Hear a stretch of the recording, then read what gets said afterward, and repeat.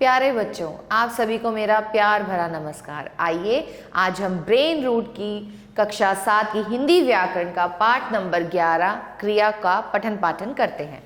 पढ़ो और समझो। चित्र के नीचे लिखो वाक्यों में रंगीन शब्दों खेल रहे हैं, पूजा कर रहे हैं, वाक्यांश किसी कार्य के होने का बोध करा रहे हैं। तो आप जैसे यहाँ पे चित्र में देख सकते हो, दो बच्चे खेल रहे हैं, पंडित जी पूजा कर रहे हैं।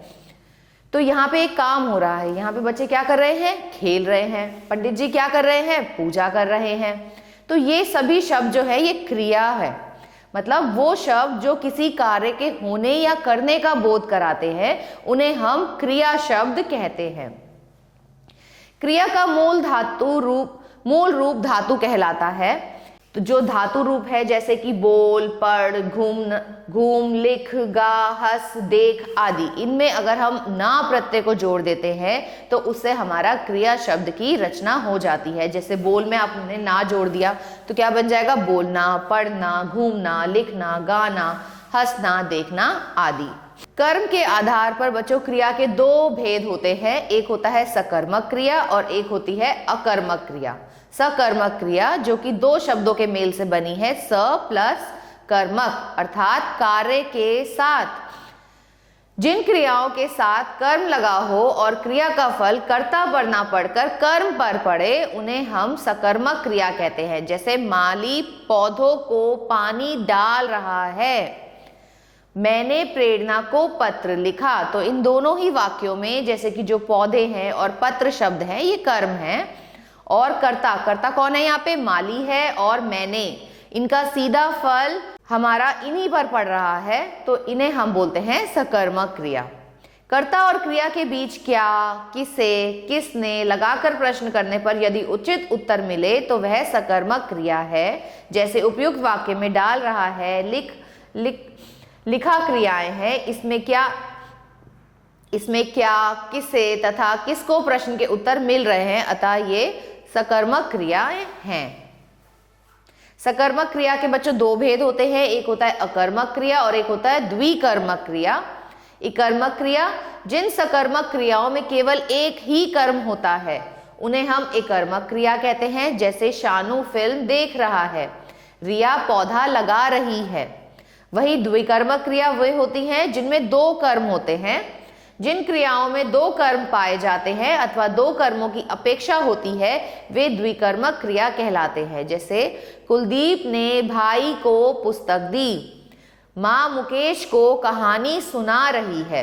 अकर्मक क्रिया अ और कर्मक शब्दों के मेल से बना है अकर्मक क्रिया। इसका मतलब होता है कर्म रहित, जिसमें कर्म का बोध ना हो। जिन क्रियाओं के साथ कर्म ना लगा हो तथा क्रिया का फल कर्ता पर ही पड़े उन्हें अकर्मक क्रिया कहते हैं। जैसे इमली खट्टी है, तो क्या खट्टी है? इमली। शेर दहाड़ता है, तो क्या काम हो रहा है? दहाड़ता है। कौन दहाड़ रहा है? शेर दहाड़ रहा है। उपयुक्त वाक्यों में इमली और शेर कर्ता है। तो आपने यहाँ क्या देखा का क्रिया का फल किस पे पड़ रहा है? कर्ता पे ही पड़ रहा है। क्रिया का सीधा प्रभाव इमली तथा शेर पर पड़ रहा है। इस प्रकार की क्रियाएं जिनका प्रभाव स्वयं कर्ता पर पड़ता है उन्हें अकर्मक क्रियाएं कहते हैं।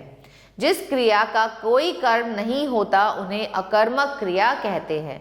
कुछ अकर्मक क्रिया इस प्रकार है: तैरना, कूदना, सोना, टहलना, उछलना, मारना, जीना, बरसना, रोना, चमकना, भागना, उछलना, गिरना आदि।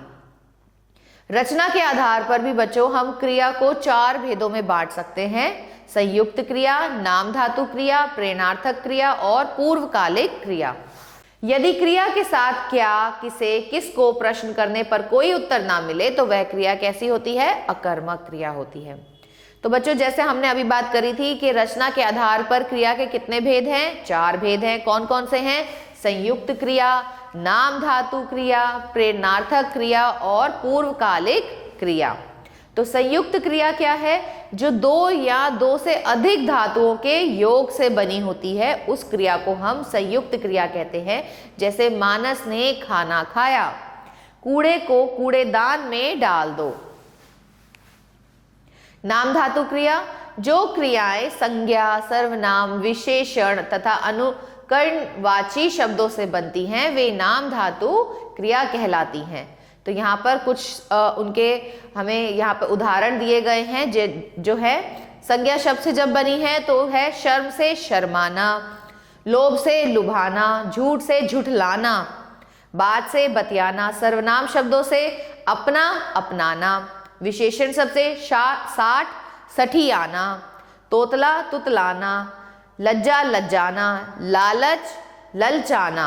अनुकरणवाची शब्द से बनी है थप थप थपथपाना, थरथर थरथराना, टनटन टनटनाना, बड़बड़ बड़बड़ाना। प्रेरणार्थक क्रिया जिन क्रिया को कर्ता स्वयं ना करके दूसरों को करने की प्रेरणा देता है। जैसे हम बोलते हैं ना, अध्यापिका बच्चों को पढ़ा रही है तो बच्चों को प्रेरणा दे रही है ना कि पढ़ो, तो यहाँ पे ये कैसी क्रिया हो जाएगी?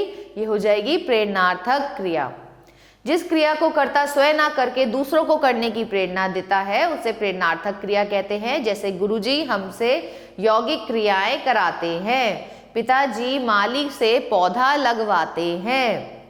प्रेरणार्थक क्रिया के रूप में इसके दो रूप होते हैं बच्चों, प्रथम प्रेरणार्थक क्रिया और द्वितीय प्रेरणार्थक क्रिया। प्रथम प्रेरणार्थक क्रिया किसे कहेंगे? जब कर्ता स्वयं कार्य करते हुए प्रेरणा देता है उसे प्रथम प्रेरणार्थक क्रिया कहते हैं। माँ सबके लिए खाना बनाती है।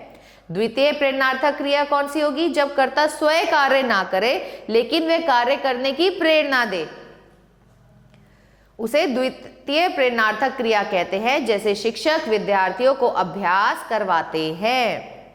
तो मूल क्रिया क्या हो गई? लिखना। प्रथम प्रेरणार्थक क्या हो गया? लिखना। और द्वितीय प्रेरणार्थक हो गया लिखवाना।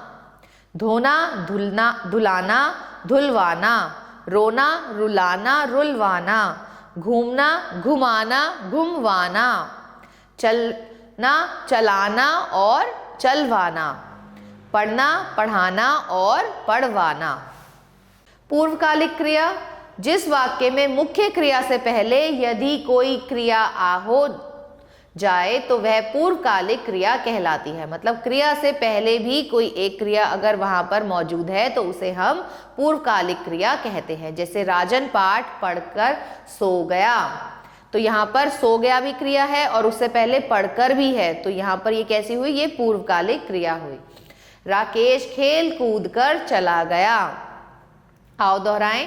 किसी कार्य का करना या होना क्रिया कहलाता है। क्रिया का मूल रूप धातु होता कहलाता है। कर्म के आधार पर क्रिया के दो भेद है बच्चों, अकर्मक और सकर्मक क्रिया। सकर्मक क्रिया के दो भेद होते हैं, एकर्मक क्रिया और द्विकर्मक क्रिया। जरा बताओ तो क्रिया किसे कहते हैं? तो क्रिया क्या होता है? जिन शब्दों से किसी कार्य के होने या करने का बोध हो उन्हें हम क्रिया कहते हैं। एकर्मक और द्विकर्मक क्रिया में क्या अंतर है? एकर्मक क्रिया जिसमें एक कर्म होता है उसे हम एकर्मक क्रिया कहते हैं और जिसमें दो कर्म हमें देखने को मिलते हैं उन्हें हम द्विकर्मक क्रिया कहते हैं। रचना के आधार पर क्रिया के कितने भेद हैं? 4 भेद हैं। पूर्वकालिक क्रिया किसे कहते हैं? जब क्रिया जिस वाक्य में क्रिया से पूर्व भी कोई और क्रिया हो उसे हम पूर्वकालिक क्रिया कहते हैं। आओ अब लिखें। नीचे दिए वाक्यों में क्रिया शब्द रेखांकित कर उसका भेद भी लिखिए। राम ने बैलों को हल में जोता, तो हम ये भी कह सकते थे राम ने हल जोता। तो यहाँ पर क्या है? हमने बैलों को हल में जोता लिखा है, तो ये कैसी क्रिया है बच्चों? ये सकर्मक क्रिया है। बच्चा दौड़ रहा है, लेकिन हमें यहाँ उत्तर इस चीज का नहीं मिल रहा कि बच्चा कहाँ दौड़ रहा है, तो ये कैसी क्रिया है? ये अकर्मक क्रिया है। गीता आम खा रही है, तो यहाँ हमें पता चल रहा है कि गीता क्या खा रही है बच्चों, ये सकर्मक क्रिया है। दवा खाते ही दर्द कम हो गया, सकर्मक क्रिया है। रंजित घर चला गया, कहाँ से घर चला गया ये नहीं पता चल रहा है, इसीलिए हम इसमें लिखेंगे अकर्मक क्रिया। रिक्त स्थानों की पूर्ति क्रिया के उचित रूप से करें। भारत ने क्रिकेट का विश्व कप, बताओ क्या आएगा इसका उत्तर? जीत से जीता। गाय खेत में चर रही है।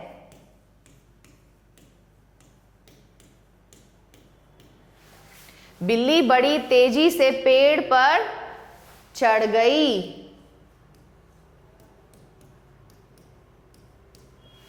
बहादुर बच्चे किसी से नहीं डरते।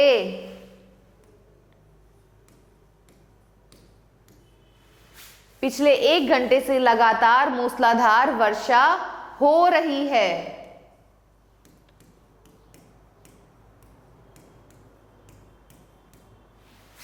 नीचे दिए शब्दों में नाम धातु क्रियाएं बनाओ। लालच से क्या हो जाएगा?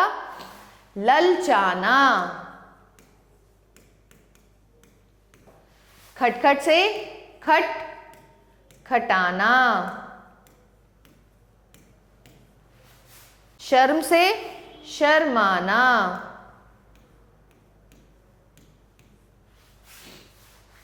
मिनमिन से मिनमिनाना। बड़बड़ से बड़बड़ाना। पूर्वकालिक क्रियाओं का प्रयोग करते हुए एक वाक्य बनाओ। तो भारतीय टीम ने मैच जीता, लोगों की प्रशंसा पाई। इसमें आप कैसे ठीक करोगे इसको? भारतीय टीम ने मैच जीतकर लोगों की प्रशंसा पाई। बच्चा रोया, मां से जिद करने लगा। बच्चा रोकर मां से जिद करने लगा। खिलाड़ियों ने खाना खाया, वे खेले। खिलाड़ी खाना खाकर खेलने लगे। अभिराज ने खाना खाया, वे पढ़ने बैठ गया।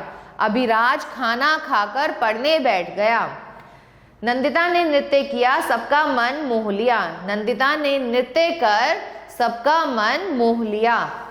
प्रश्न 5, निम्नलिखित प्रेरणार्थक क्रियाओं से उचित वाक्य बनाओ। खिलवाना, बच्चों को खाना खिलवाना बहुत मुश्किल काम है।